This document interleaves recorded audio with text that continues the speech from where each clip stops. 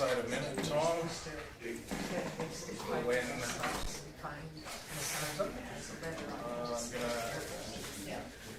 I'm gonna mute that. When you see it go live, should be good to go. Karen, you've got yours up? Okay. Anyway. You should be, when it's ready to go, you're ready to start your meeting. Sounds good, thank you.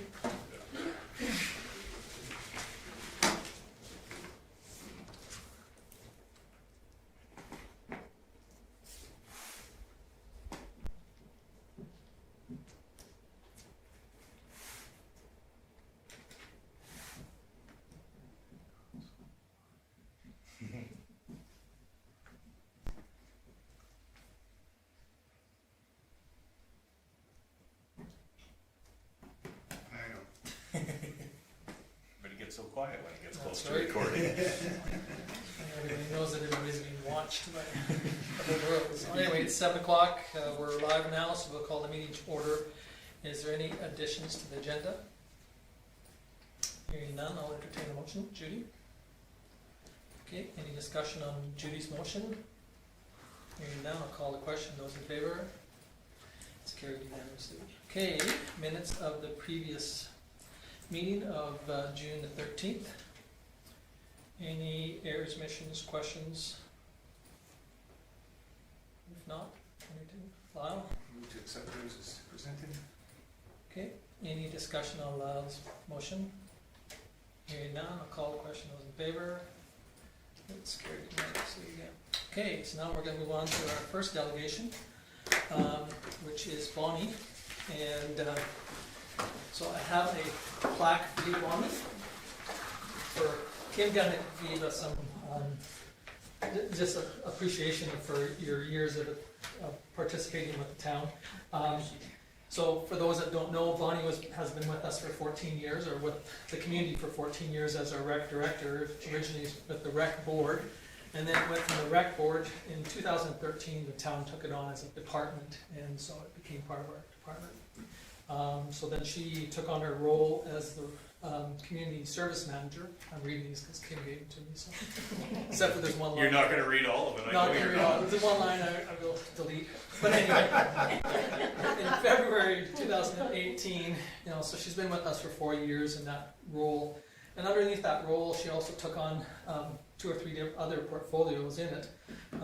One was the management and of the tourist center, or the tourist facility, and so she had to learn how to become a Spock and a tourist facility and a Star Trek person, and it's been great to see that she's fulfilled most of those roles quite well. I see she's covered over her ears, but they're there for us. So over the years, Bonnie's been instrumental in expanding the rec program from what it was to what it is today. And some of the key roles that she played part in was the pool, which was a long endeavor. It went on for years. It was part of our plan, and it just kept on morphing and changing. And she put up with the development of it, and the fund helped with the fundraising portion of it. And that's another role under the service manager, is that she's been instrumental in doing a lot of fundraising for our community, not only for the town as a department, but as some of the other community, like the Kinsman Club and the Lions Clubs, and some of them that needed assistance in some of them. So some of the events that have been added since Bonnie has come is the movies, both movies in the park and also the movies over at the CRC. Porch Fest, which hopefully everybody had an opportunity to participate in on the weekend. Yeah. And it's great, it's something new, it's something wonderful, and the Snowflake Festival, Family New Year's Eve event, and numerous other ones that, this is where Kim put in something in here that I refused to. But anyway, thanks, Kim.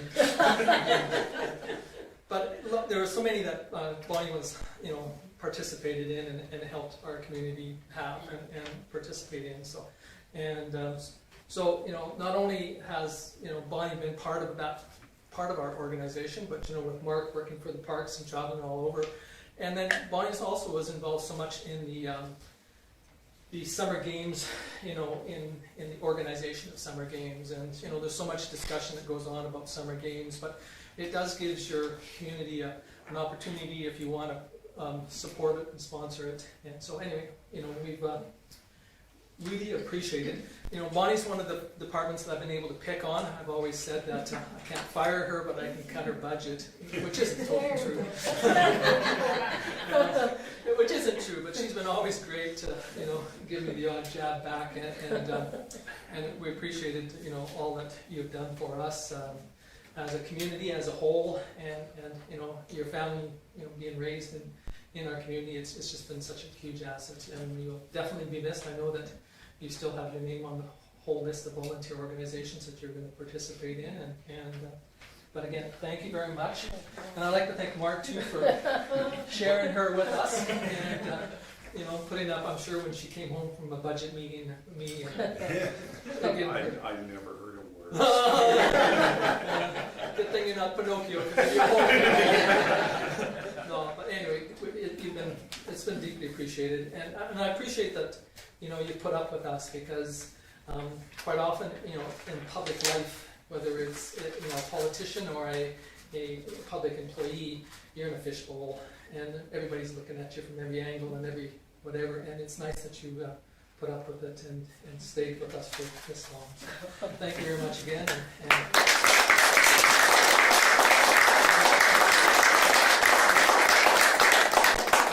But I just want to say it's been great serving the community and growing recreation and bringing tourism back into the town, and it's been great working with our office staff and our committees and council, and even when Tom takes my budget away. Thank you. Okay. Well, thank you very much. And again, you're welcome to stay, or you're welcome to... Is that officially? That's my last council meeting? I got story time with grandkids. Well, again, thank you. Thanks, guys. Enjoy Hey. it. Enjoy it. Yeah. So next one we have a delegation from Whispering Greens Homeowners Association, and if you'd like to come to the center there, you have 5 minutes, or 15 minutes. But you have 15 minutes, and then council can ask some questions. I do better standing. Oh, okay, sure, that's great. Thank Mr. you. Mayor, councilors, my name is Elaine Felt, and I am part of the Whispering Greens executive and a homeowner. I have a petition for you that I will leave on the table for you afterwards that consists of 357 signers. And this petition is to stop Pristine Homes' proposal application to change the zoning of 53 existing residential lots, which are R1, into 72 RV lots surrounding the part of the Vulcan Golf and Country Club course. Originally, the petition was created by the residents whose homes would directly be affected by the developer's application to show their dissent. However, when residents who live in other areas of Vulcan and Vulcan County, business owners, employees in Vulcan, and members of the Vulcan Golf and Country Club learned of the developer's intent and application to rezone the specific lots on the back nine of the Golf and Country Club, they also wanted to show their support and sign the petition against this proposal by Pristine Homes. All who have signed the petition object to the proposal by Pristine Homes and believe that the current residential lot zoning, which is currently R1, should remain unchanged for the proposed lots. We are concerned that the motivation for this application by Pristine Homes is a financial one. In other words, it's a quicker return on his investment and not in the best interest of the residents, businesses, and the town of Vulcan. The developer does not live in Vulcan and will not endure the negative impact of the proposal, but we will. We urge the town councilors to carefully, please, carefully consider the sustained well-being and future growth of Vulcan and say no to this proposal. Thank you for your time. That was really quick. Okay, I is there told any? you it wasn't. No, well, that's fine. 3 minutes. No. Yeah. So is there any questions for? Okay, go ahead. In the past, that area has been a 50-plus area of town to build in or live in, is that correct? No, it was originally designed that way, but over the last It's never been registered. many years, it's been no. We have people that are under 50 living But it was at first, correct? there. No. Mike, maybe you could help me up here. It was supposed to be, but they never did register it properly, so it never became that. Okay, any other? Go ahead, Bart. I just have two questions. Number one, the 357 that signed the petition, do they all live within the town of Vulcan? There are some that are in the county as well, but Okay. everybody else is within. Okay, and my second question is, could you explain to us what you guys believe is the negative impact?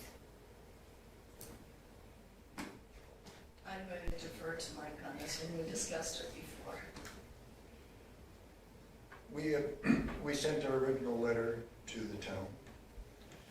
We have residents who have sent their own letters to the town. We have sent this letter tonight. I think everything that needs to be said has been said. Okay.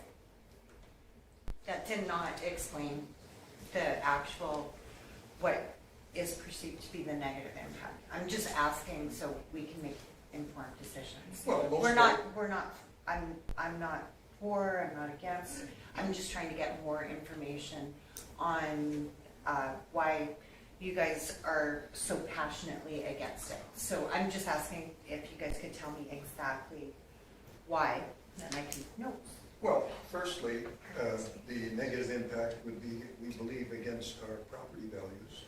Our homes will be not as worth much as they should be. This RV park, as we've seen others, could become an eyesore and is not conducive to our residential area. When we bought our homes, it's supposed to be houses, not RV parks in that area. Okay. Sure, I'm entertaining a few, yeah, go ahead. I'd just like to point out that Mr. DeCourt right now will be in 3 phases of the Whispering Creek development. The 2 phases that he's currently in, he has nowhere near accomplished what he was supposed to do. He still owns 4 lots or 5 lots in 1 phase, which he has not built houses on. The second phase, which he had been released from the homeowners association so that he could build family homes, he still has 7 or 8 lots in there that he hasn't built. So he's unhappy with both of those 2 phases already, and so now he wants to move into another phase. So I guess the question that we're really asking is, so what is going to happen if he gets disgruntled and decides that that's not working out so great either, after he sells 4 lots and we have another 65 that are empty and we have 4 trailers parked along a couple of lots and a bunch of empty lots, and he's not happy with that. He has given no information as to at what point he was going to build his clubhouse or any of the other infrastructure. So I'm assuming that there's a significant cost that would be associated with the building of all of the infrastructure and the clubhouse and everything else. And when is he going to do that? After he's sold 4 lots, or is he going to do that before he's sold any lots? Like, there doesn't seem to be any information from us, but regardless of that, we're really worried that it would become an eyesore to all of us. Oh, no, okay, go ahead. I have one question. So if Pristine Homes, and I'm just asking, if they put down a guarantee of 100% commitment on the build, roads, lots, everything, would that make any difference to your view? Because what you've expressed is in my thinking as well, but I just wonder if if they said, okay, we guarantee we're gonna build this whole thing, roads, gates, all the things he said, put in all the slips, everything, water, sewer, would that make any difference to you guys? I don't think so, and I think essentially, when he left the homeowners association because he was unhappy with that, he was full of promises that he was going to build out the other section, and he hasn't demonstrated that he would do either. So he still has 2 unfinished projects, and he wants to start a third. If I could answer your question, Richard. You put lipstick on a duck, it's still a duck. Yeah. That's, Okay, so there's a, Sorry, Tom, one of the other things is as well, when we've been discussing this, it's not just at that spot, at back 9. It's also a spot of looking at anywhere in Vulcan, in a residential area, to be building an RV park. Because you're going to, it doesn't matter where it is, you're going to have a lot of traffic. You're going to have, there's a lot of other things that then need to be taken into consideration. Where a lot of them are in other areas of, I'm going to use Alberta, majority of them are out in the country. They are around a lake, they are by the woods, they're not in already built residential areas. It's not just where we live. To us, it's anywhere. And that's why you have other signatures on here from people in Vulcan, is because they don't think it's a great idea in any other place, and they look at it and go, and what is the contribution going to be as far as taxes or whatever goes to the town? If we can go ahead and he could look at building more homes over there, you would have a larger tax base, not what you're going to get from a motorhome. Whereas it would be more if it was a brick and mortar building. That's another factor. okay, Cole, go ahead. I think a lot of points you guys make are very valid. I'm gonna play a little devil's advocate, however, I'm not saying this is my opinion, but when I'm canvassing the community, I'm hearing a lot of opposed, but there are a few who are in favor. So some of the questions people that are in favor of, or comments, I guess, would be, perception of the petition is not in our neighborhood, maybe do it in a less wealthy neighborhood, because the argument's been, I've got a $500,000 home, I don't want it next to mine, and like I say, that's not my opinion per se, but from a personal standpoint, I have seen that area as very unwelcoming. I know people personally who tried to build there, but they weren't over 50 and were rejected in the past. And my sisters actually lived there with their mother, and I was watching it one day, and an older gentleman came out and said, I didn't spend money on this house to listen to your effing kids. That's happened in the past. I'm not saying it's any of you guys or anything, but what is acceptable there is if somebody wants a low-income house up there, will that be acceptable? You are in a homeowners association community. In portion of, Portion. Yeah. A portion of Yes. where we are. right, That's correct. We do have an association. We have all bought in the area, in that community, and we have all signed that when we build, we will follow the policies, procedures, bylaws to be a member of it. But I can say I've been there 5 years and I've never felt unwelcome.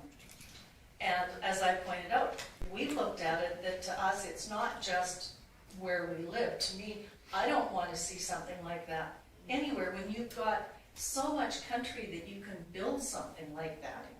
That is my thing. and our homes are 1,200 square feet, no less than 1,200 square feet, and they have to be bungalows. There's no 2 stories, there's none of that others, and there's no restriction for 50 years older or kids or any of that. but we just heard that's what it was originally supposed to be, so you're No, contradicting, that's why I you're asked. contradicting what one group already said, so anyway, Richard, you have. Just to follow up on Cole's question, am I mistaken here? Did you say that Henry pulled out of the homeowners association, so his houses, his lots don't play to you guys at all, right? No, not Okay. necessarily. So that's in Fairways, right? So that whole loop, right? Am I mistaken there, or? Okay, so following up what Cole said, if somebody wants to come in and you just said it was a bungalow, they want to build a 2-story, 1,500 square foot house, you're okay with that? Yes, in the But they fairways. can't, No, not in Yes, Whispering. in the fairways. Not even Whispering Fairways. I Is it think they're the- talking about the fairways, and Yeah. in the fairways, you can build a 2-story. That's what I'm And the saying. fairways, as far as Yeah. to my knowledge, just goes up 12 and 13, is that correct? It doesn't, the fairways doesn't fairways go is around on 12 and 11 yet, does it? Oh, yeah, it goes Does all it? the way Goes all the around. way around? So what I'm asking is, the fairways loop, fairways, is that is not under the homeowners association? No. No. So Never was, basically, you never could will. say I can build duplexes if he wants, or anything like that, eh? Anything over 1,000 square feet. Okay. There's one question over here, then I'll come to you, and that's last. Yeah, but Mr. Mayor, I just wanted to say that I've been here for 12 years. I just love it here. But when we moved here, we bought into a concept of a nice home on a golf course, nice small town, and you know, like all the area was going to be developed as R1 single family homes. And to think now that the rules are going to be changed, I really would be disappointed should that happen. As I say, I'm a homeowner, and yep, I'm gonna look, yep, where I live, I'm gonna look across there and see, I'm going to see the rear end of a bunch of trailers or old homes and everything else. And guess where people who, all right, maybe they're permanent, but guess where they pile all their stuff? Not at the front, it'll be at the back. So, as I say, we bought into a lifestyle concept, and to change the rules halfway through, I don't think it's fair. Okay, appreciate that.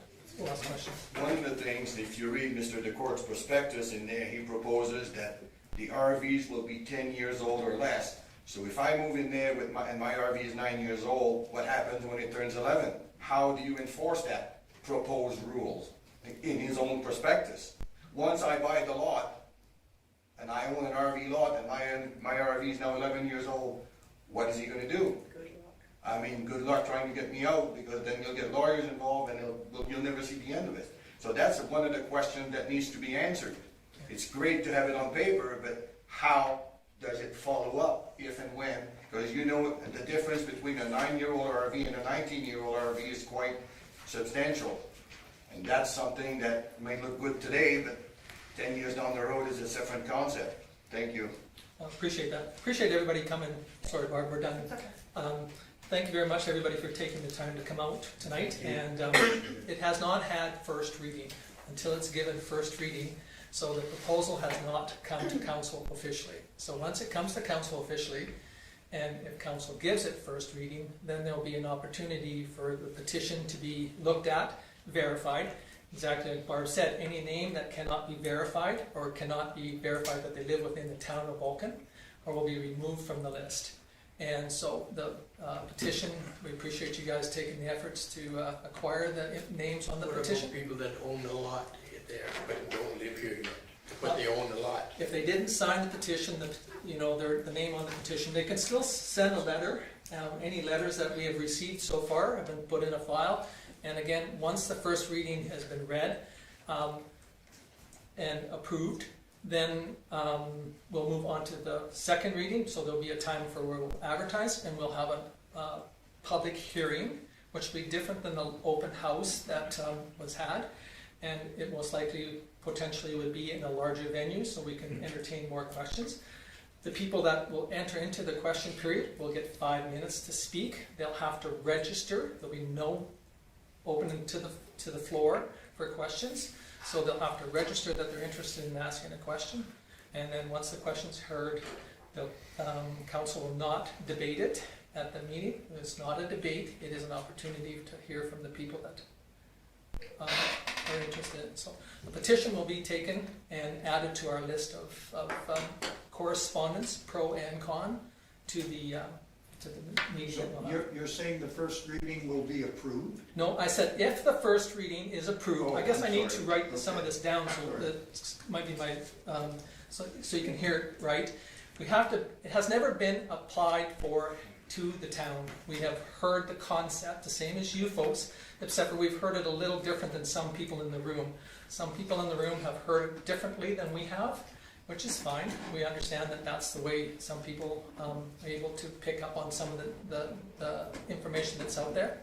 And so if council gives the first reading, approves the first reading, then we move on to the second reading. And between the first and the second, there's an opportunity for us to have there's not an opportunity, there would be a public meeting to listen to the information. But there will be tighter rules than there is here. There'll be no debating the issue. It is an opportunity to hear the opinions, and that's it. Thanks for your time, people, and we appreciate the opportunity to.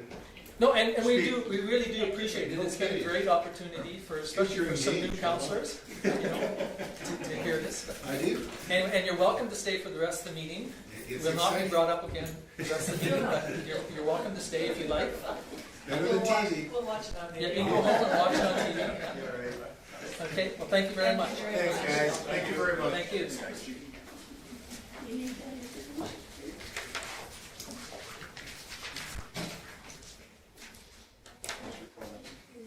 Thanks, guys. Thank you. Yeah, thank you, folks. Okay, we'll move on to the correspondence and information items. So we have 3 there. The County of St. Paul about rising costs of utility fees.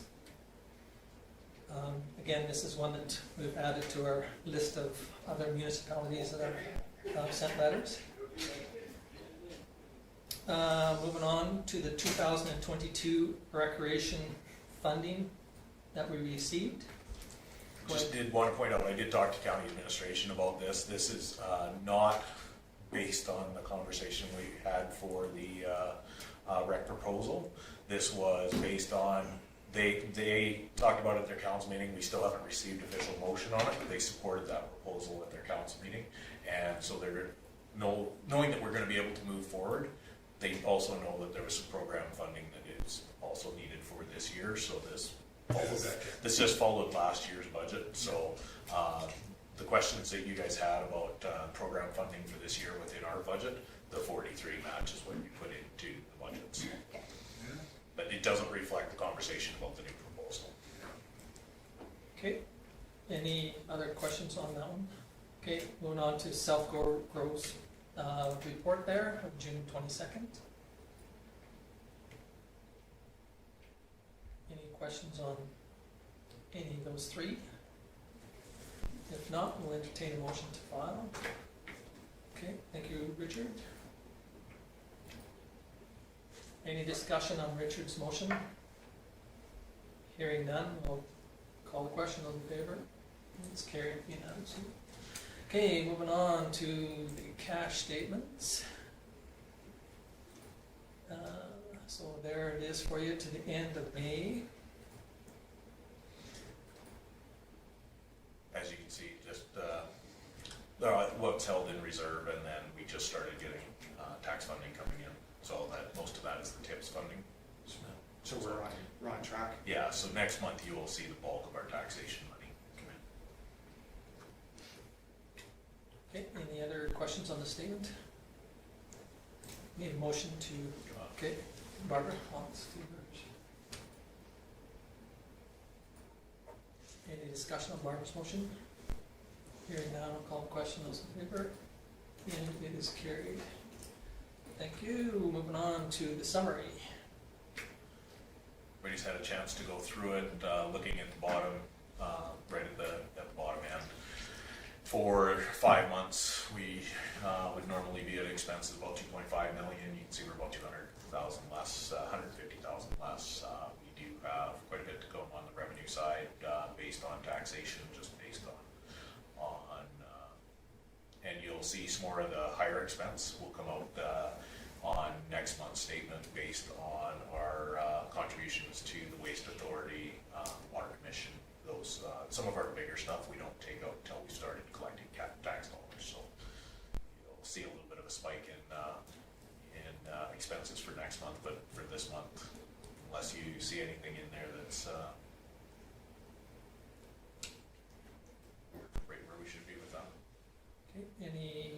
questions on that at all? No? Entertain, Lyle? Motion to accept the year-to-date statement. Okay, so Lyle moves that. Any discussion on Lyle's motion? Hearing none, we'll call the question. Those in favor? Thank you. Carried unanimously. So now moving on to current business, we have Lyle's appointment as deputy mayor has terminated at the end of June, and so Judy was the next in line. So are you interested in becoming the deputy mayor for? Okay, so now we need to. So you need a motion from the floor off of the, based on your report, and then I'll have to print off her oath of office. Okay. I apologize, I thought I had it ready, but it's not in my pile of paper. Okay, so is somebody willing to make a motion? I Barbara? will. I will do the recommendation that council appoint Councillor Judith Sanderson to the office of Deputy Mayor for the town of Vulcan for a term ending February 27th, 2023. Okay, thank you. Any discussion on Barbara's motion? Hearing none, we'll call question. Those in favor? Yeah. Yes, you can vote. So it's carried. So now Kim's gonna print this, so once he's got it printed, then we'll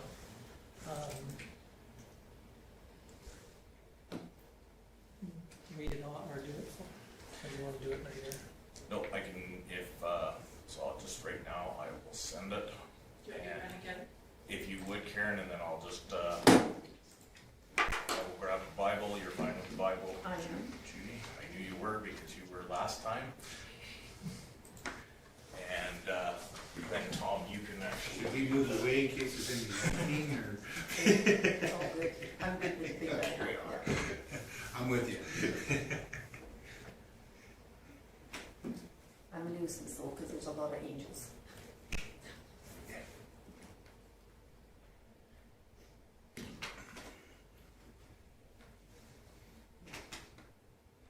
I'm thinking this air conditioning here is.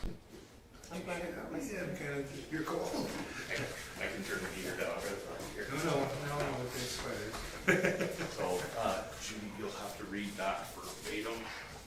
Tom, you need to hold the. You got the name. This, I just right? put it down. No. I was going to read the Bible. No, yeah. From front to back. I, Judith Sanderson, swear that I will diligently, faithfully, and to the best of my ability, execute according to law the office of Deputy Mayor for the town of Vulcan, so help me God. Yeah. So, Good job, by the way. Excellent job. Is this money? Yeah, sure. Is it the other one? no, it's good, it's fine. I love it. Great, thank you, Judy. Perfect. That's, well, I love those, thank you so much. That's cool. So, Lyle's term has officially come to an end. The only reason I kind of put my thumb on Judy's hand there is I was afraid that I was shaking so bad.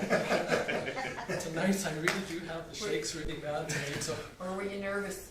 No, it's, well, maybe, yeah. Sorry, Judy. I thought I'd better say that so that I don't get myself in trouble here, so. Okay, moving on from the appointment of Judy as our new, mayor for the next go around, and so. Deputy Mayor. Deputy Mayor, thank you. Yeah, the mayor comes up in October. In October. Okay, so we'll move on to the library board. And this one here is kind of complicated, but hopefully people have had an opportunity to kind of read through it at least once or twice and understand it. So is there any questions that we can answer why we're doing this? Okay, because we're withdrawing one and appointing another, so. So one of the things with this is I've made this motion into one single motion with the ands so that it links together so that we can do one copy of resolution to send to municipal affairs because they're looking for clarity on some of these appointments. So this will very clearly say who was appointed where and when. It will clear up any of the confusion on the student and the resignation that you were in because now you guys have acknowledged that. Yeah. Okay, so Judy, I'll make the motion that council approves the appointment of Deborah Wyatt to the Vulcan Municipal Library Board for a 2-year term, ending June 27th, 2024, and that council withdraws the appointment of Chelsea Finney, effective immediately from the Vulcan Municipal Library Board due to her employment status with the Vulcan Library, and that council acknowledges the resignation of Dorian Despens from the Vulcan Municipal Library Board as of April 3rd, 2022. okay, any discussion on Judy's motion? Should we ever read that again? She did a great job, far better than I could do, so. I'm good. Okay, great, thank you. Since no discussion on it, I'll call the question. Those in favor? It's carried unanimously again. Okay, now we'll move on to, normally, we have a town hall meeting, or open house is usually what we just had, or what was just had, but anyway, a town hall meeting where we discuss the proposed budget that we are budgetally approved, and it's usually between the taxes going out and the taxes being owed. But unfortunately, with the one that we just had with our Prestine's home just had, we felt that we should have one, or questioned whether we should have one. So Kim kind of put it together, that a recommendation on the date, and a little bit of information of why we haven't had one, and we haven't had one for a spell. But, you know, we just felt that it would be good. And also, I mean, we could potentially have other topics added, you know, like zoning, Process. you know, and, you know, different philosophies on zoning, like an R2 and an R4, which would create our row housing and multifamily dwellings and modular, not called modular homes, are they? They're called mobile homes? Mobile fall under R2, and really that was really the conversation that Tom and I had with a lot of the conversation out in our community about what the zoning is. It might be just a good opportunity at the end of that meeting to really explain to people what's allowed in, because, you know, the presentation today talked very specifically about R1, but within R1, a permitted use within that is also duplexes. So, you know, that opens up a bigger conversation of there may be an understanding in our community that R1 might only be single family residence, which it's not. So it might be the opportunity to do that. Having said that, these meetings for budget up until we had COVID haven't been very well attended. Well attended. We average about 7 to 9 people yearly that come to this meeting. But we have every year done all that basic information that I've presented to you. I've been doing the flyers like we're doing the meeting, but at the end we always put something in there. More informational pieces like local improvements, those sort of things. And another area too that council of the previous councils years ago changed the minimum square footage that you could build. As an example, there was one mentioned earlier that 1,200 square feet is the minimum. The town of Vulcan has a minimum of 1,000.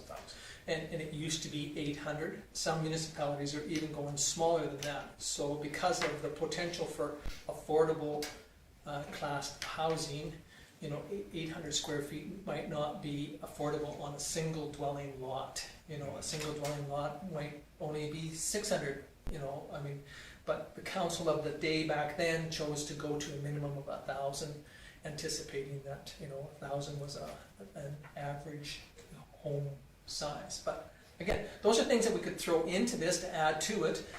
Sometimes, you know, you have to throw that a little bit of a discussion so that you get people to come out. It would not be this similar to what we just saw. It would be a forum where people could ask questions.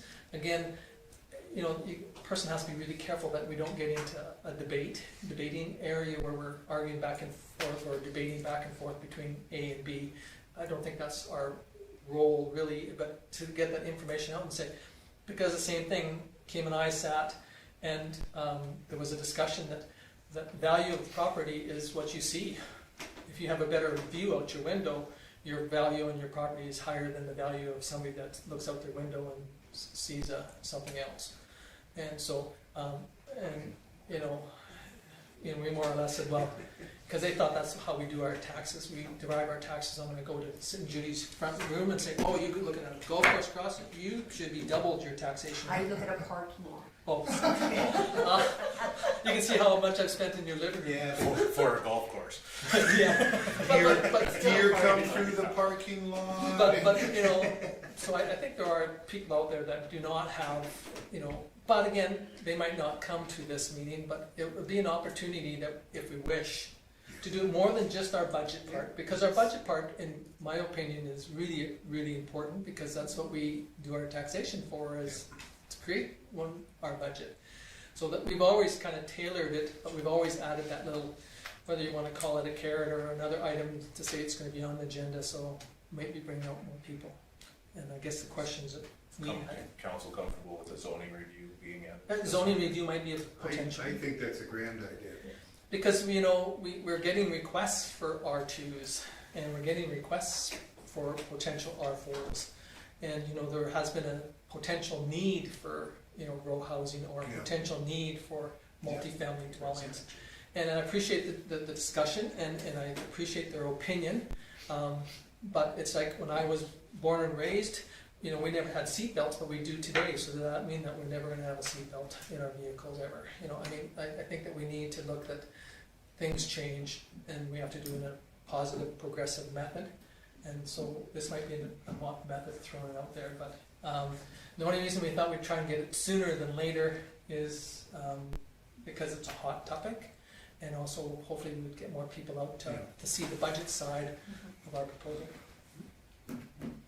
Go ahead, Cole. I really like the idea of doing it, even if it's not overly attended. I mean, that's obviously out of our hands, but even if there's one person shows up and says something interesting, that could make all the difference, really, on a lot of things that we decide or whatnot, so why not? I think a lot of them got it. From being ones in the past where we've had, you know, 2 or 3 people, and 1 or 2 of them may or may not have been spouses of the council members that were there. And the talk was, maybe we need something controversial to get people to come out and participate, which would be a plus for this.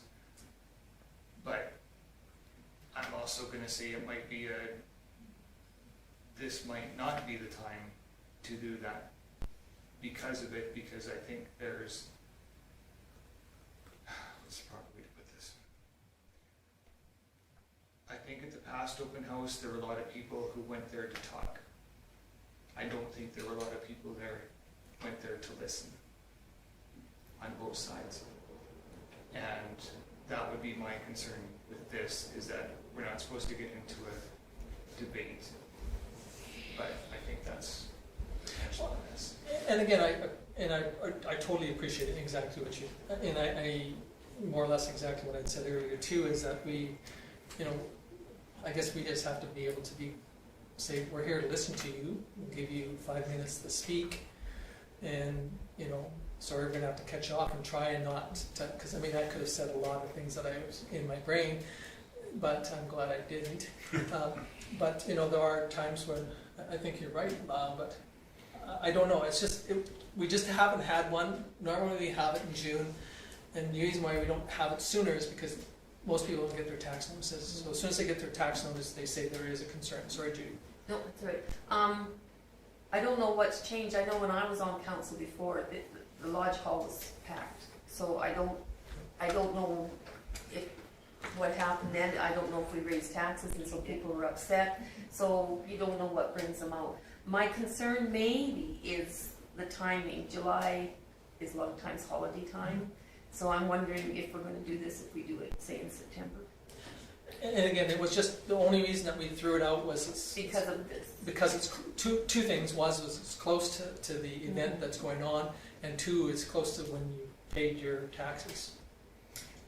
If Henry decided to put forth a proposal to the town in We won't see August, we could do it in September, but I mean, it would be hot there. But, you know, I remember going when the pool was, and there was, I think the first time I went, I think there was 12 people, and there was 7 counselors. And the next time, I think there was 14 people with 5 counselors. And that was for a huge investment into the town's budget, and I thought there, I thought, boy, if you're gonna complain, you gotta go to these things, and it's important, to voice your opinion. I think, and you just said it, the budget of the town is a huge deal. And people should come and voice their opinion, or sit and listen and see what they think, and, then they can voice it to us. But, yeah, I kind of agree with what you're thinking, is it's a hot topic, and strike while the iron's hot kind of deal. That's, that's my thought on it. Did you have some? Well, I was just gonna make a comment on social media today. There was a person on there who was saying that their taxes in Vulcan went up $1,000. What's going on, blah, blah, blah. And I'm like, well, I don't see that happening anywhere. But then when you read down further, it was a Vulcan County resident. So after I just said it might not be a good idea, maybe it would be for those who need clarity, if they aren't going to call the town, maybe that would be a good thing for discussion as well, so there's both sides. I personally, I would like to see it sooner than later, and I like the idea of doing it in July, closer to when people are paying their property taxes. And I do believe that while we're there, I think we should talk about the rezoning at this point. I agree with this proposal. So one of the things to keep the debate from the comments that I've heard is one of the things to keep from a debate happening at the meeting, maybe it's not the proposal of a zoning change, maybe it's the reason, like what Tom and I talked about, and it's just the review of our zoning. Yeah. Here's what it currently is. This is what triggers a change in zoning, because all of our stuff is right. It's very clear in our land use bylaw, but nobody other than yourselves or members of the MPC read the land use bylaw. Unless you're building, you don't read it. So when you are building, it becomes very important, because it's a simple document that says this is allowed and this isn't allowed. This is how far you set back. Here's all the, and I think for the purposes of this is people really understanding, because we've, as Tom said, I've had people recently in this office asking about where can I put a mobile home in Vulcan, and that's strictly R2. So it has to be zoned R2. And we have those areas in town, but currently all the lots are full. Our planning documents say that we should be able to accommodate R2. So in the planning side of things, and that's where you can sit in front of a crowd of whether it's 7 or 700 and say, here's the permitted uses in, because I don't think a lot of people realize in R1 right now that you can put a duplex. Yeah. They don't realize that R4 is strictly for multifamily, so it'd be a 4-plex and up. Tom was sitting in my office and said, what's the R3? Yeah.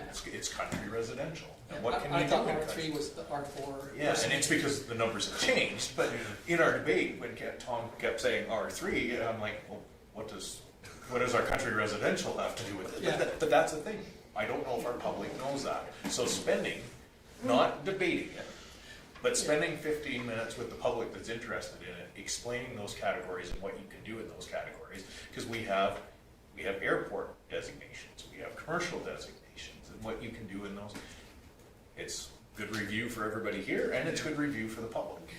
Anyway, go ahead, Judy, sorry. What about also explaining about our first, second introduction, and third, Oh, and third? oh, Because sure. people just, Where the like, a bylaw lot of people process. thought, Yeah. like, we'd approve this, we. Well, then unfortunately, one gentleman, and maybe I didn't say it correctly, and that's why I said, maybe it needs to be written, that we haven't even given it first reading. It's all been informational items. Yeah. It's none of it has been, and yet, I'm sure most of us have had more than one phone call that, believe that possible. it's already been done and it's going to happen next week.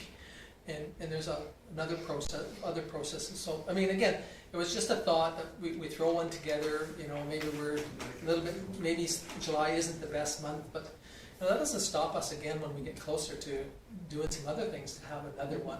It just, we always thought that it was closer to the date when somebody's got this bill in their hand, now they're upset. You know, can we answer some of the questions of why you saw an increase in it had nothing to do with the mill rate, it had to do with your value of your property went up. You know, so if you don't like that, appeal your assessment, not your taxes. And then, go ahead, sorry. Well, I think I'd like to direct administration to schedule advertise the town hall public meeting to be held on Monday, July 18th, 2022 at the Vulcan Watch Hall at 7 p.m. Okay, and do you want to add the couple items that I can just do that to the documents, because I will send them out to you before they go to the town hall meeting, so. Okay. And I don't know whether it's what we're doing wrong or what we're doing right, Judy, either, because sometimes it would be nice to have had a group of people put in. Yeah, I think when Judy got on council was when they introduced the special tax on the golf course, all of that, and that got quite a bit of that's what got quite a bit of feedback, because the golf course, the waste authority, and fire and that were all separated out of general taxation and hospital, and there was a lot of people that were quite involved with that discussion as well, and I think that sparked one of the meetings where there was 100 people at it, so that's probably the... Yeah. But anyway, I mean, it's... Okay, any other discussion on Cole's motion?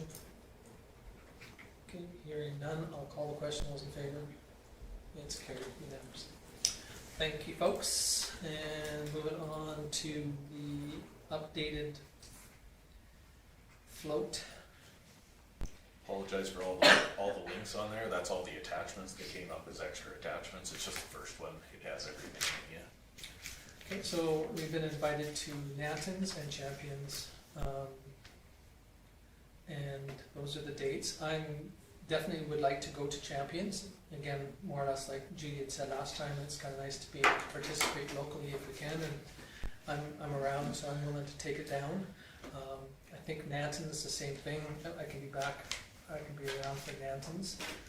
Nobleford's too, and Carmen Gaze, I believe, were away. But in August. Did say that you were. But again, you know, and I didn't mean to stop us from going to, or you know, going to Arrowwoods, but I would like to show somebody how to put the banners on, because if you do it right, it's really quite simple. Okay. If you don't do it, it's frustrating. So Joe and I probably spent an hour picking a route and you know, saying this one should be going first because it makes it so much easier. But again, so those are the ones that are coming up. So if anyone wishes to show up for Champions on Saturday, I will be there Saturday morning. What time is that? This Saturday? 9:30. 9:30?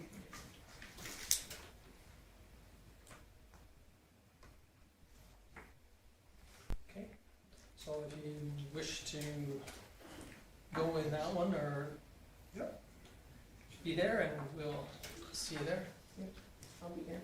If I can make it. Motion for us to contact them and let them know. Yeah, so if somebody wishes to move, that we contact these two and say that we plan Richard attending. Yeah.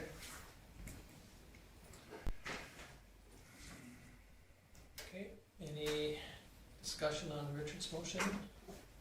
Hearing none, we'll call the question. Those in favor? It's carried. Great, and now moving on to committee reports. We have 3 there from Sewa.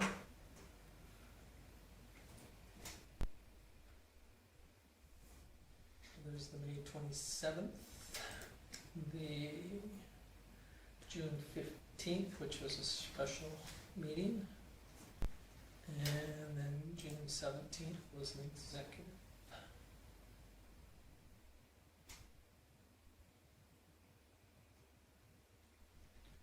Any discussion or questions on any of those 3?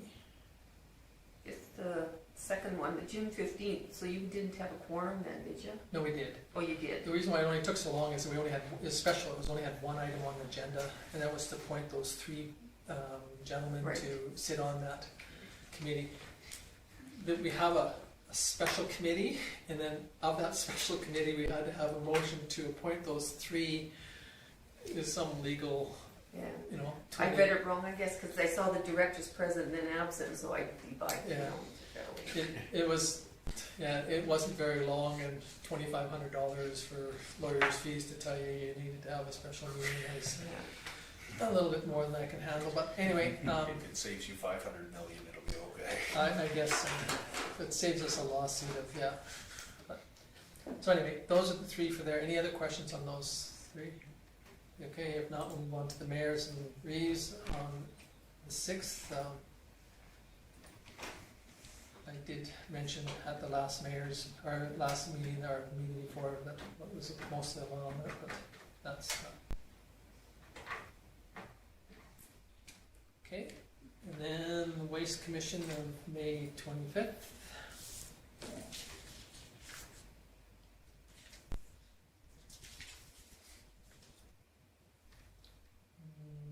Nothing on that one. We'll move on to Vulcan Regional Response to Elder Abuse Council. Just on the agenda, it says June 16th, but it was actually June 21st. 21st. Yeah. Yeah, I see that too. Thank you. Yeah, the minutes are correct. Yeah. Okay.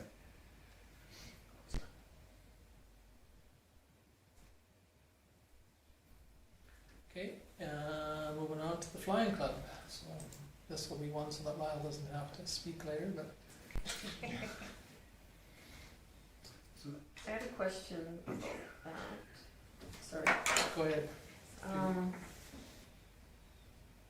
Was concerning 5.2, like the new power lines shall pay an introductory promotional price of $1,100 upon signing a lease. So is that has nothing to do, like our lease is $25, right? And then they can do a lease on their own at the. As part of the agreement, the Flying Club is responsible for the leases now. Oh, so they even So, collect the so they 25. collect the $25. Oh, okay, so they're separate. And that gives them the ability that they can determine on usage what the lease will be. Okay. Gives them the flexibility to do that as it develops out, rather than trying to get the town and county back together for just leases. But I don't believe that pertains to this. No,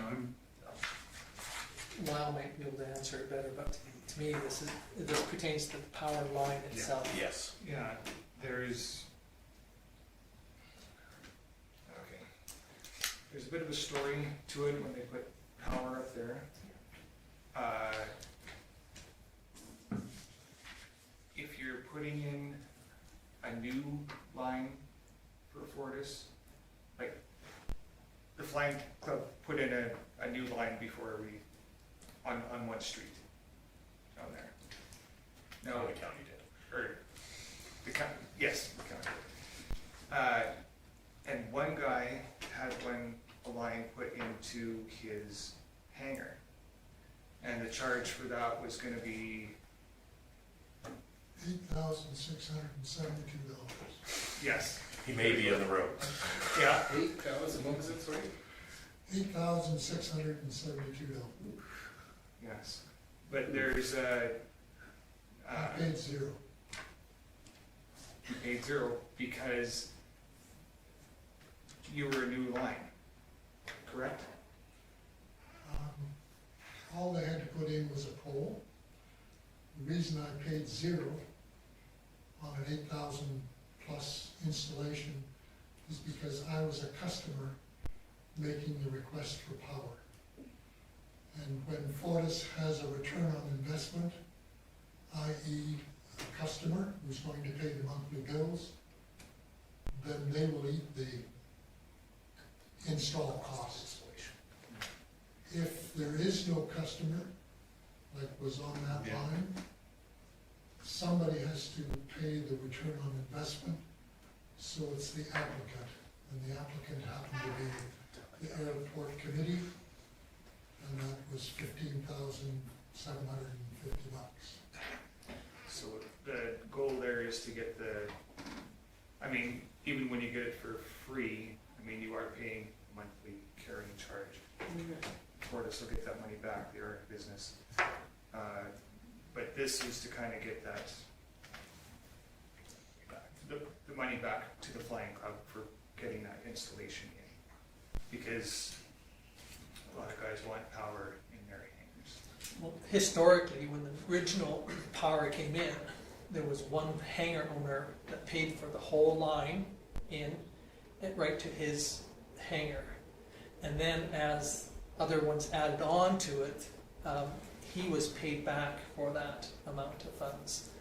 Until it got to a certain point, then the Fortis or Aquila or whoever it was of the day, or Calgary Power, TransAlta, bought that hangar owner out, so they didn't carry it.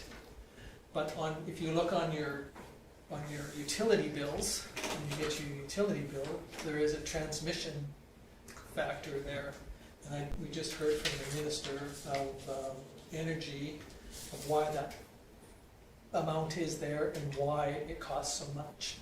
And again, it's because the system was changed in 2012 or 2015, and so they believe that everybody in the province should be able to help pay for those power lines. But anyway, that's how this all came about, is that they put it in and they had to, there's no users on it yet. So we pay. Well, yeah, we as all. And that was an agreement through the airport committee, that the request from the flying club was for to power up that road, and we had capital funding that was available. So in order to get that power up there, we would pay that up front. So that was done before we folded the airport commission. Committee, sorry. So do we get paid back for that since we funded it from the get-go, or no? No, not unless they hook up to it, and that's what they're trying. That's what this is trying to get back for the flying club. Because if we wouldn't have paid for that power outright, then the flying club would have paid to do it and then got the money back. And if it was capital funding and we hadn't spent it, we turned all that over to the flying club for operations. So anyway, any other questions on? Did you have one too, Richard? Did you have a question? No, I just. Oh, okay, no, that's good. Thank you. Don't want to hop over anybody if there's any questions on any of those ones there. Okay, so no questions for the 5 of them. Somebody wish to move those? Okay, Cole. Any discussion on Cole's motion? Hearing none, we'll call the question. Those in favor?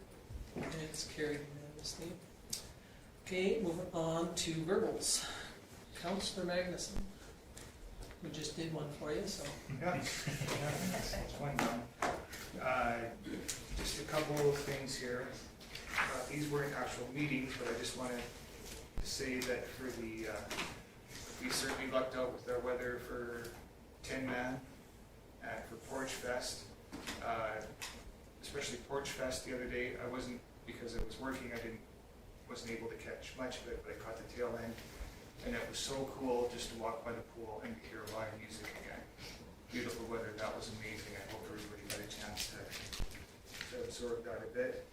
Of course, I had the Flying Club meeting and the Fairways Village open house, and looking forward to discussing that with you all later. And those are the meetings that I had. Any questions for Lon? If not, thank you, Councillor DeVoe.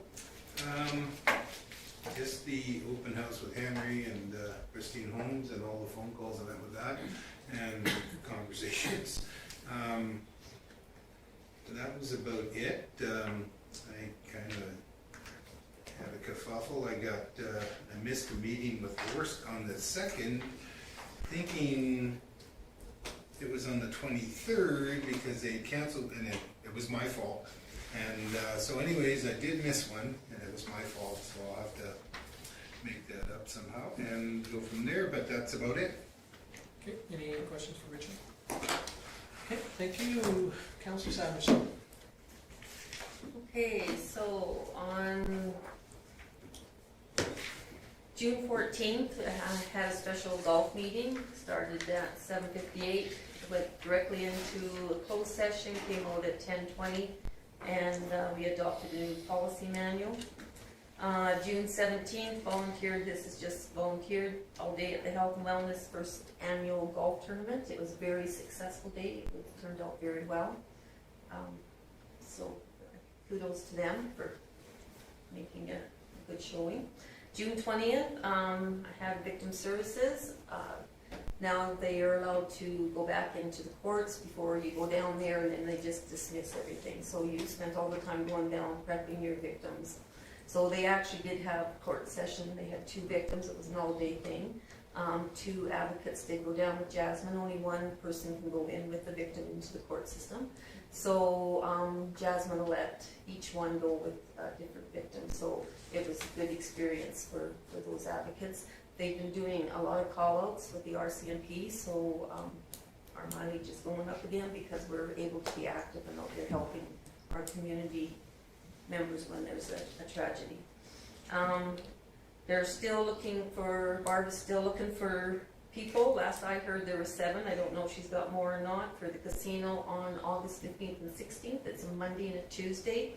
It's the 6 p.m. to the 3 a.m.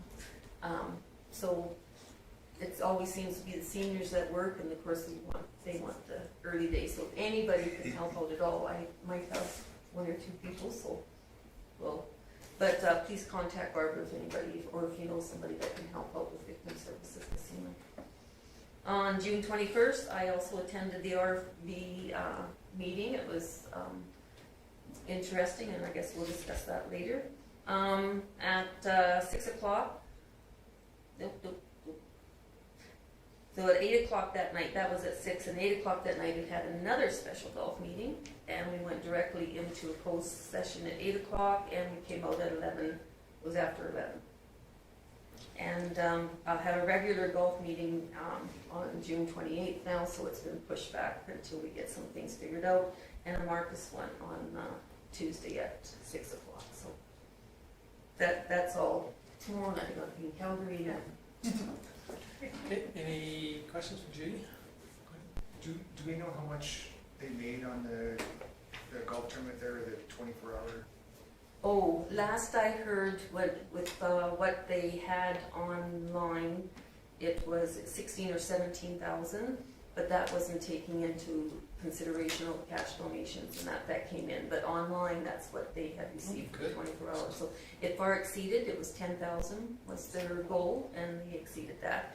And so that was just a minimum what they made. So they did very well on that. Excellent. All the golfers were survived. Yep, it was a good day. They were very happy with the meal. I was helping with the Max and McKinnon. His arms only move so far, so we got her done. People were happy, so it's a good day. Good. Okay, anything else for Judy? Okay, Councillor Laura Coffey. I had a library meeting on June the 15th. June 21st was the Vulcan Regional Response to Elder Abuse, and June 21st in the evening was the open house with Henry DeCourt, Pristine Homes. June 22nd, I went to Didsbury and had the Municipal Leaders Caucus. I did do some follow-up conversations with Kim about all the different stuff that was presented. One of them was about their clean energy program, and I'm hoping at some point, it's called Clean Energy Improvement Program. And it's actually really quite interesting, all of the different information that they shared. If the town of Vulcan was to opt in, then the residents can opt in as well. And so then the one part that I really liked was if the residents, like if we did, then the residents say they want to put their house into solar. Of course, there's a few things, like they can only use certain contractors, that kind of thing, but they can take out a loan, and the loan is through, I think it's called MCCAC, Municipal Climate Change Action Center. Thank you very much. And what I liked is they can do a repayment up to 25 years, but if they decide to sell their property, the loan actually stays with the property. It doesn't go with the homeowner that leaves. So I found that quite interesting, and of course, you know, they talked about rebates and all that kind of stuff that I already talked to Kim about. And then they talked about the AHS services, the 10-point plan. They talked about the policing, Alberta Provincial Police Services versus RCMP. Also about the retroactive pay that I spoke with Kim about as well. So there was a lot of debating going on, a lot of information being shared back and forth, and some of it happy, some of it not so happy. And then they were talking about different programs that the Alberta municipal are offering, and their products and services to everybody, you know, all the municipalities, from insurance, employee benefits, energy programs, retirement services, energy management services, cybersecurity, and then their Power Plus, which we talked about as well.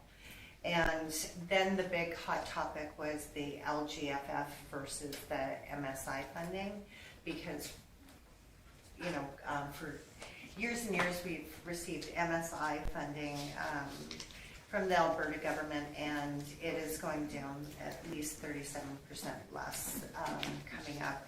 So that will affect us quite drastically. And then they were talking about possible different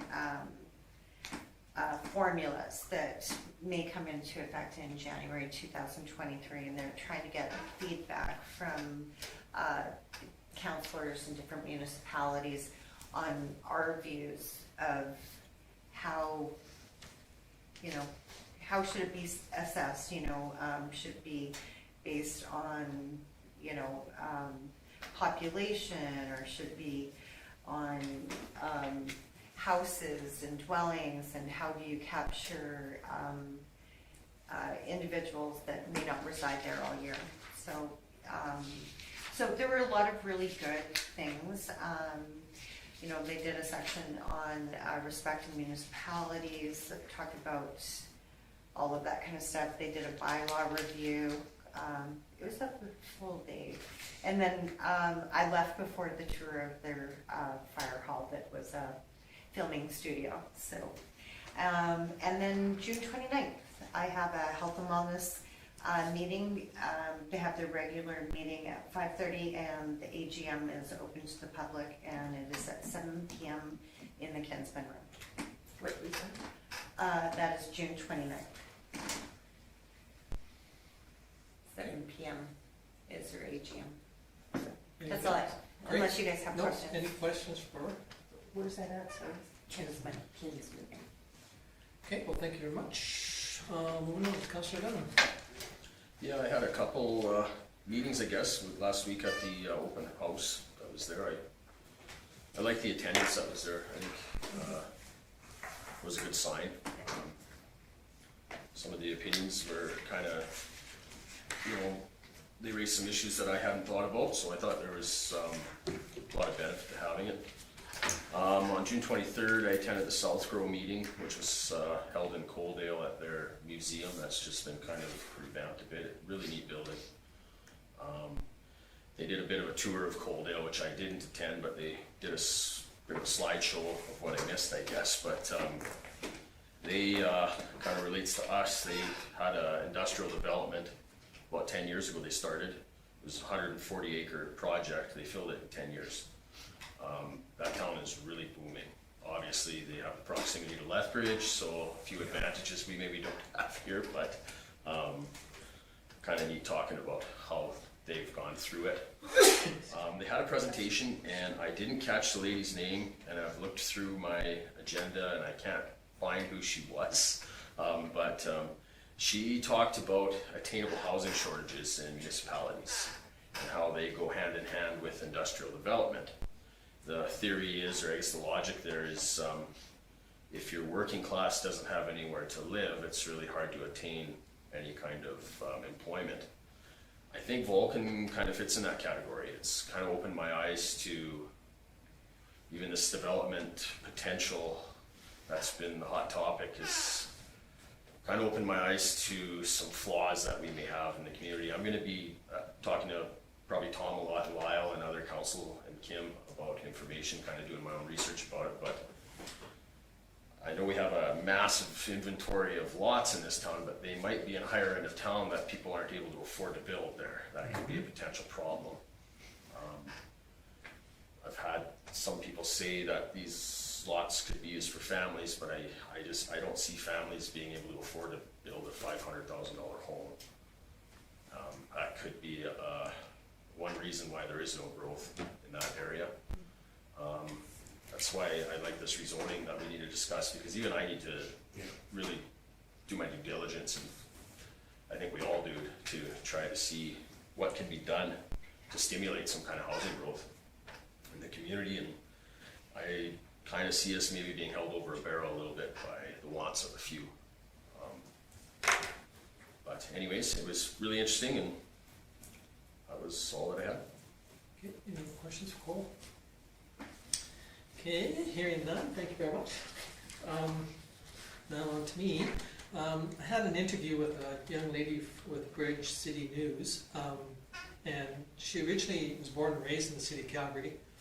Had never been to Vulcan in her entire life until on Tuesday, but she works in Lethbridge, and she's never been this route. She's never driven down Highway 23 ever, which kind of shocks me in a way. But I mean, that's here and there.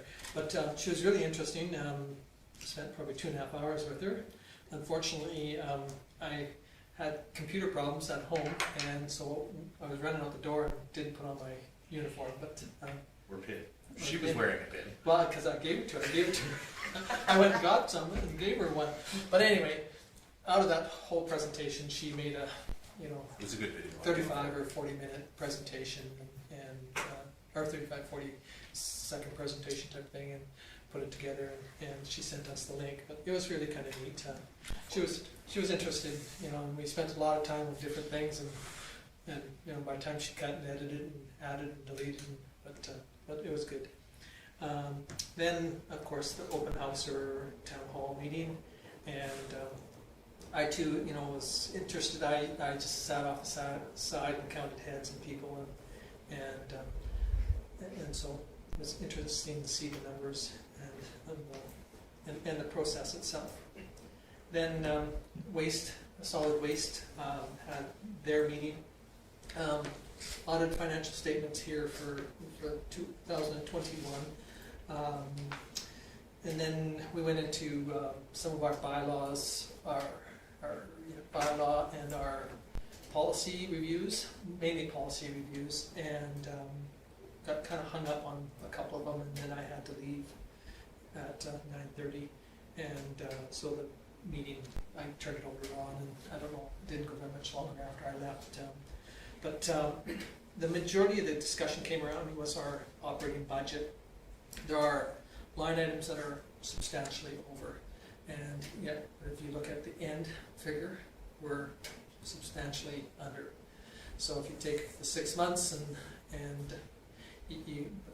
but unfortunately, there's a couple of our members are really hung up on line items, and I don't know how we're going to get around those issues, because they're in their opinion, they're not willing to move money out of another account to put it into that account. So I'm not sure how we're going to deal with that. And then recycling was another one. That's one that they're talking maybe was one area where we could save some money and just drop recycling completely, board up the buildings, and get rid of recycling, because it's costing us about $200,000 a year to run the recycling, and that's over and above our expenses. Our income over and above our expenses it's costing us over $200,000 to do recycling. So some of them believe that maybe we should board it up. Then that moves into our SEWA meeting, which was on Friday morning by Zoom, and came out of that SEWA meeting too is that just what every municipality that was discussed is that the recycling is what's haunting us and costing us the majority of the funds. And what do you do with it, and how do you handle it, and it's just a huge issue, and yet, you know, our Prime Minister and their government has brought in, you know, 2 programs, Producer Responsibility, which is supposed to be the savior of some of it, and the other one is the issue of dealing with getting rid of plastics by the end of the year. They cannot import any more plastic, single-use plastics as of January 1st, 2023. So lots of them are stockpiling like crazy to cover themselves until they can find something to replace the single-use plastics like straws and fiberglass or styrofoam containers that you get stuff in right now. And so, anyway, so that was the major issues that we discussed at the solid waste, and the SAWA was over, unfortunately, it's recycling. Every community is finding it. Coaldale right now is finding that they're getting charged. They have a company that picks up their garbage and their solid waste, their recycling and their composting, and they're finding it's so contaminated that probably 50 to 7% of it goes to the waste because it's so contaminated. It costs too much money to just separate it out. So people are, instead of putting it into the cardboard, they put in not only cardboard, but they put in, some people, there's a person in Champion that's putting in dog waste, and they just shovel it in, and so how do you deal with that? So anyway, so the SAWA project is still moving forward. We'll know on August the 20th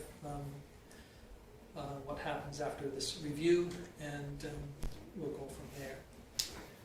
Mayors and Reeves, that was again on Friday. It was in Tabor, and I chose not to go partly because my one meeting ran long and I didn't think I could make it there. But the minister, Dale Nally, he's the Minister of Energy. He brought online 2 of his executive, the deputy minister, and then this Margaret, and she is his, assistant, I guess. And then there was 2 people, this Alberto and a Russell from Alberta Energy, and they tried to explain your power and your gas bill. And it was quite a process, but yet, you know, they admit, you know, they're going up and up and up, but he said that the biggest thing that you can let your ratepayers know is that everybody will get a $50 that pays a utility bill, a gas bill, will get $50 off their gas bill for the next 3 months for sure, and they're hoping to extend it for 6 months. And the electricity bill, they're working on the same thing. So if you don't pay a utility bill, you will not get the money. It's not the Ralph bucks. It goes to your bill itself.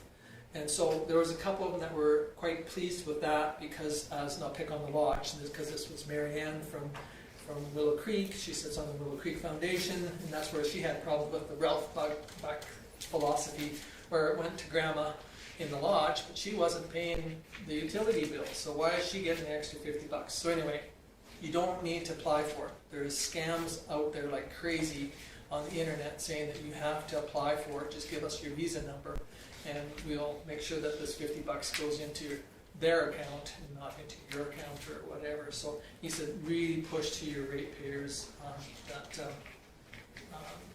that scam is out there. And he tried to explain this pool. He said that he didn't say the previous government, but he might as well have said it. He was kind enough. He just said in 2015 there was a program put in where they were going to spend $5 billion a year in brand new infrastructure for power and gas. And you know, then the oil industry took a real tanking, and they didn't need all that energy at the top, but they still paid for that to be done. And he says this year they're going to spend $0 on new lines. So they're going to save themselves $1 billion. Last year they spent $1 billion because it was already committed. And so he said, you know, we should be able to ramp up and slow down those installations more related to what's going on with the environment in the province of Alberta. I was quite impressed. He was a good speaker. He and he had, you know, these 2 gentlemen try to explain a little bit about, you know, how they've been going up and up and up, and you know, your energy bill And that goes back to exactly what Barbara said. You go and you put in your power, you go and put in all the solar energy into your house, but you still need electricity. You're still going to pay all those flat rate stuff. And you go home tonight and look at how much you pay for energy and how much you pay for all that flat rate crap. You know, it's 3 times to 4 times what you pay for your energy is that flat rate stuff. So he says until you're able to go completely off grid, he says there's no savings there at all. So he was really pretty good. So I appreciate that. The other things there was is that he talked about this Bill 22, which had to do with that power and giving back these rebates. There's going to give the rebate on power in July, and natural gas won't start until October. And originally it was set on if it was above $6 a gigajoule, but now they're going to potentially change that so that everybody will get a flat rate, whether you use 1 gigajoule or you use 100,000 gigajoules.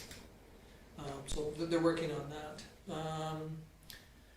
Then the MLAs, MPs had, there was no MLAs there, but there was a report from Grant Hunter, which I don't think I forwarded to Karen, but I will forward it and then we can add it to the list. But MPs, Martin Shield was there, and so was another gentleman. And the biggest things that is happening right now is that the lag time on your passports, anticipate 3 to 6 months. He says you can get it quicker, but it costs you substantially. So he says if you're not in a big rush, anticipate 3 to 6 months. Get them done. Get them done if you need one. So, but he said that it's just really. And then the other one that they're really finding, and Alberta's really getting nailed on it, is the marijuana issue. Is that there's a lot of black marketing going on, even though they've legalized it and they thought that it would, you know, like there's one at Olds and one at Edmonton International, big greenhouse that was, and both of them are shutting down. So multi-billion dollars in investment in greenhouses for marijuana, and the black market is thriving like crazy.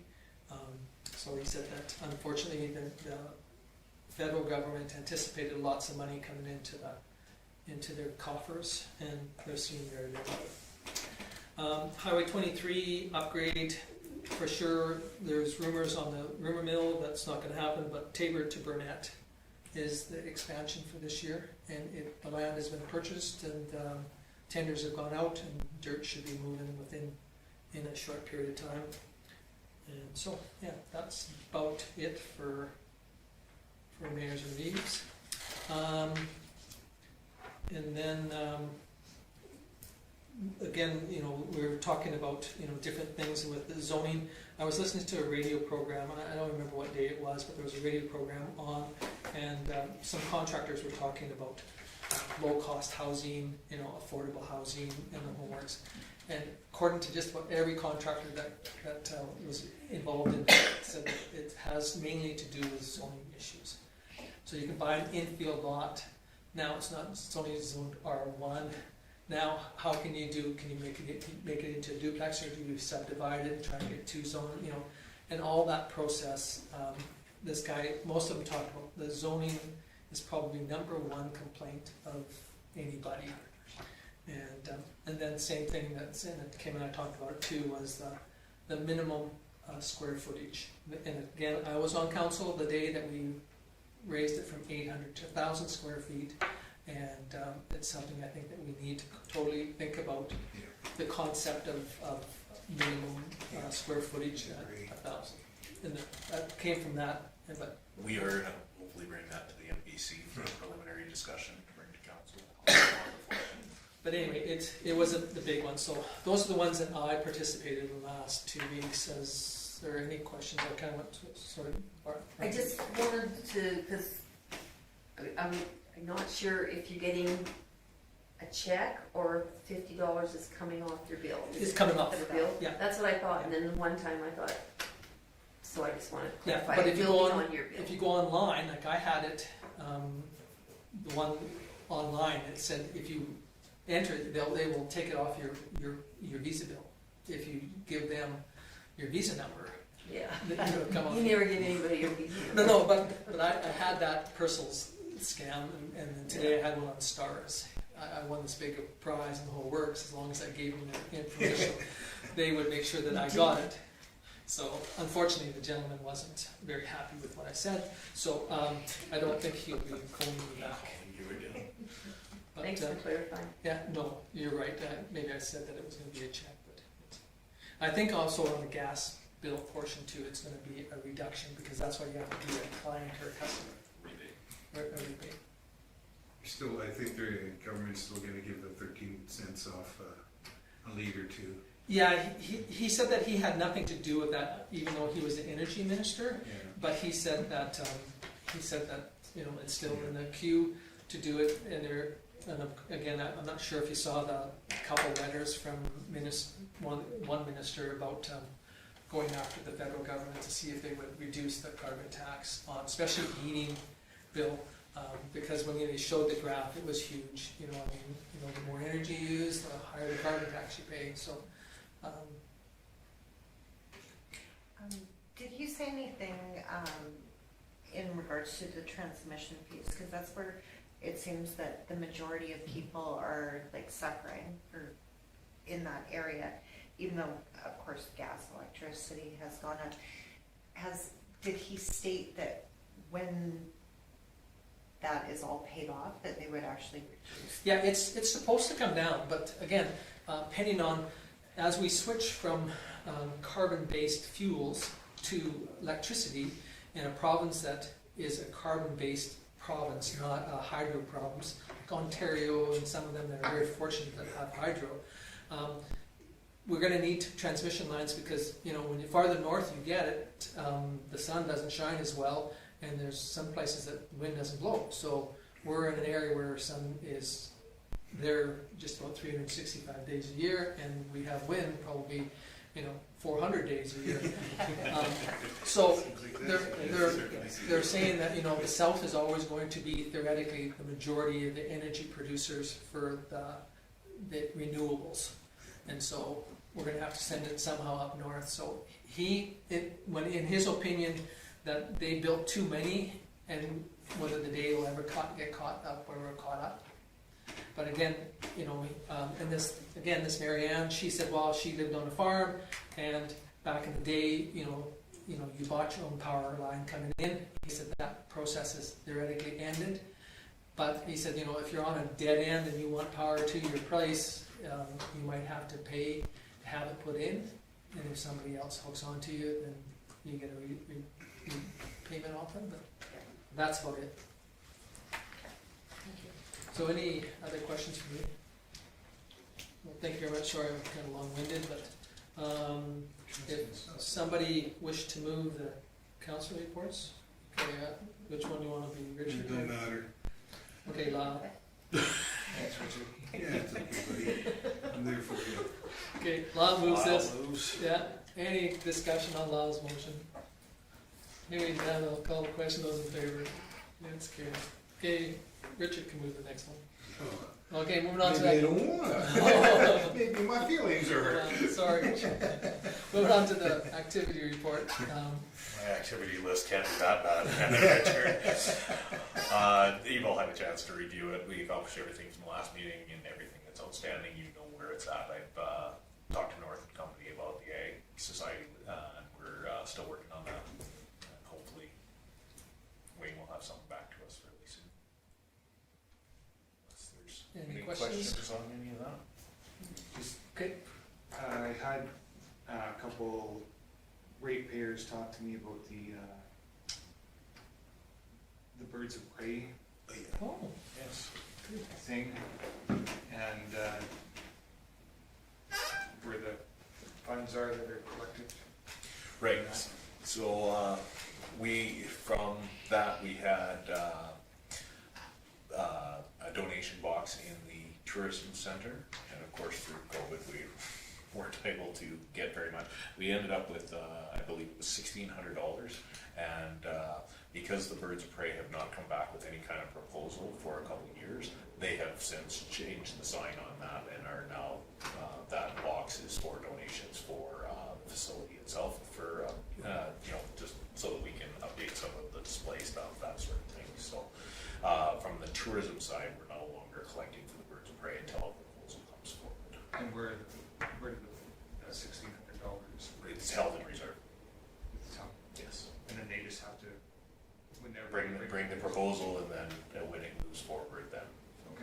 we ran into that, obviously, when you fundraise and then put it back out to the group, and it doesn't happen, then they end up with it sitting in a bank account, and it gets dissolved, and so, yeah, so we just held it in reserve.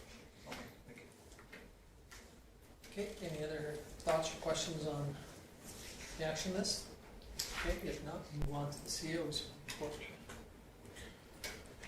Again, you've all had a chance to review it. I attended majority of the same meetings that you guys did. Been working with SEMA Plus for the industrial subdivision. They're hoping to be able to get started fairly soon, actually. I've been working on an access agreement for that old road right away, and really there was quite a bit of risk with us doing that, the expectation for extra work at the end of the project. So we've actually just shied away right from that access agreement completely, because when the work was stopped, we had to reroute, and so it was a convenience thing, so now we don't need it for that. So Stu started stockpiling the pit run on the opposite side of the road, and we were able to get trucks in and out of there, and it'll work better for the construction, so we're not going to move forward with that access agreement. And it sounds like the contractor is, we still haven't got all of the contracts signed, but he's just confirming availability of materials. As you know, some materials are fairly hard to get, so he's just confirming that he can get it within, so that when he starts, he can finish within his 120-day window. So we've been going through that. Obviously, lots of work on the background with the open house and Henry's proposal. He wants to continue.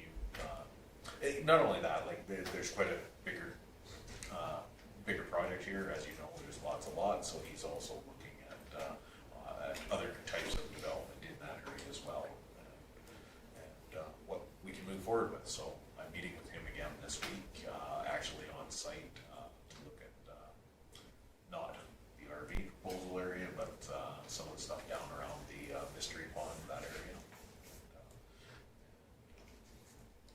Yeah, it's been fairly productive on that side. I apologize for the acronym, but I couldn't put that whole thing in there. That's the Alberta Motor Vehicles Information Registry. It's a huge thing. That's so that our peace officer can have access to license plates, and it's a constantly renewing agreement that we have to have with the province. Letter support for SEMA. They're doing some Main Street projects in different communities that mimic what they did for our pavement relaying that we did downtown 2 years ago. So did letters of support with that. Been answering lots of questions from council members about flow dates. Obviously, Councillor Moore Coffey and I talked about electric fleets and that sort of thing. Questions on the RV proposal. Most recently, and that's why I put it in the report, we have had some interest in some R2 lots, and that's based on the inquiries cold, like you've heard. There is no places to rent in Vulcan right now, so you can. There just isn't a place to rent, and so people are looking at these. Where is a place that I can put a mobile home in? And I talked to one couple that are ready to purchase a brand new mobile home, but there's no place for them to put it. And they're people that grew up in the community and they were on a farm or moved to town, just want to be closer to mom. Yep. And they can't find a place. We do have one empty R2 lot, but the person that owns it is planning on putting a mobile home on it fairly soon. So that was the only thing we could do is, hey, maybe talk to them and see if you want a lot more than they do. And that's not much of an option for us on the development side. Yeah. So that's why, again, looking at the overall development, that's why it's important when you guys are doing the planning, that everything, and you did, like the area structure plan for Prairie Vista Estates has a whole row of R2 homes.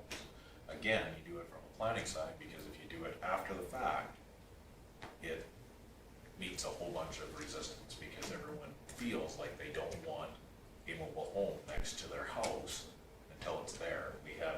We have two very distinct mobile home parks, not parks, but zoned areas in our community, and sometimes you can drive right through them and not even notice. So there are one or two trailers in there that will draw some attention and we work really hard with our peace officer to make sure that they get cleaned up in there and of the same standard as the ones around them. So, anyway, we've been working quite a bit on that. We obviously got Chris started. Bonnie's, obviously her last day is next week, and so she's been doing quite a bit of cross-training with Chris and really helping him get his feet wet. He seems to really be enjoying what he's doing. First week was pretty overwhelming, so we did our orientation and all that, and it's gone very well. He seems to be quite enjoying it. So formal meetings of interest. Obviously, it's come and gone. You all watch the news. We had a provincial operations center. They stood up for flood watch, and they contacted all the directors of emergency management across the province, which I've won. So sat through there, and it was really, they were just watching the river system come up, and we also on the news, everything crested. We were fine. So, but based on 2013, they don't ever want to not be prepared again. So we're going to be going through this practice every spring. RCMP is very interesting. Troy came and gave us a presentation, and 3 days later we had their department review regional. They show up making sure that the RCMP was being engaged with our municipal elected officials. So they passed fairly well because most of his stuff was still sitting on my desk right in front of her when she sat down. So I'm guessing they did very well with that review. And obviously attended the open house. I was the same as the majority of you. I spent a lot of time talking to people in the background and encouraging them to actually have a conversation with Henry rather than just coming and trying to get answers from their neighbors, because their neighbors can't answer the questions. Only the guy that's proposing the development could. So. What's going on with the land across for the Egg Society? It's still in lawyer stuff? Yes. Yeah. Yeah. So yeah, it's still with Norton Company Yeah. for the agreement. Okay. And yeah, that's my report. Unless there's any other questions. Any questions? If not, somebody wished, Richard We'll move to my report. remove the administrative reports. Any discussion on Richard's motion? Hearing none, I'll call the question. Those in favor? It's carried unanimously. Now we're going to propose to go into a closed meeting, so we'll have to say thank you very much for coming, and unfortunately, we have to kick you out. Thank you, Mike. Thank you very much. Have a good night. Yeah, good night. Okay, so, Pardon, break? ready? Bathroom break? Yeah, we will in a second. Do I excuse myself now? Yes. Because I have a pecuniary interest on what we discussed this meeting. Okay, so Lyle, full claims, Pecuniary interest. interest. 842. That's 842. Okay, and Motion to go in. we need a motion to look at it. Barbara, Anybody want to splash water? any discussion of Barbara's motion? Hearing none, call the question. Okay, we're officially in camera, so now we can quickly have a bathroom break. Please. Oh, I take that off, Tom, I Oh, guess. yes, thank you. Looking pretty serious there, Tom. You can start the meeting again. Yeah, I think the last time we did this, we waited for it, but it actually recorded us right up till that point, so. So you think we can? I would be comfortable, Tom, with you. Okay, so somebody would like to make a motion to come out of camera. Judy does. Any discussion on Judy's motion? Hearing none. Those in favor of coming out of camera? It's carried unanimously. Okay, so we have a motion. 9:16. Yes. Lyle 9:16. come back. And Lyle will get Lyle to come back in. He won't be able, no, I guess you Well, guys we can should- vote on the I think we motion should first. vote on this motion first. Yeah. Because he just still has his pecuniary Pecuniary interest. interest. So. Okay, so somebody would like to make the motion that Cole? Would you like me to read it? Oh, yeah. If you could read it. Would be awesome. Okay, so Cole would like to put forward a motion that council directs administration to request an extension on the offer to purchase to allow for benchmark assessments to provide council with a recommendation to be brought back to the July 11th, 2022 council meeting. Okay, does that sound, any discussion on Cole's motion? Hearing none, call the question. All in favor, and it is carried unanimously. Okay, so now we can call Lyle back in, and then we'll have our last motion, which is, Sitting in my office with a big smile on his face, that scared me a little bit. Because he wasn't even sitting in my desk, he was sitting way back in the corner like this. okay, so we need a motion to adjourn. Okay, Barbara moves that we adjourn. Any discussion on Barbara's motion? Hearing none, I'll call the question. Those in favor? And it is carried unanimously. Okay, so now we will End the meeting, so I'll go in and do that, Karen.